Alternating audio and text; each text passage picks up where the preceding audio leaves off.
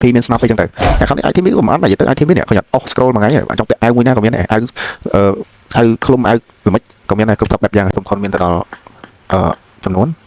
4សុំហើយ account នេះផងដែរខ្ញុំទទួលស្គាល់ថា account PUBG M4 តកឥឡូវវាធ្លាក់ថ្លៃក៏ប៉ុន្តែ account នេះគឺខ្ញុំក៏លក់តម្លៃធូរថ្លៃមែនតើតម្លៃអែមមែនតើលក់ជូនលក់ចែកបងប្អូនដែលគាត់ខ្វះថវិកាហើយចង់បាននៅតករបស់6យកទៅលេងចឹង account នេះផងដែរគឺតម្លៃលក់ជូនត្រឹមតែ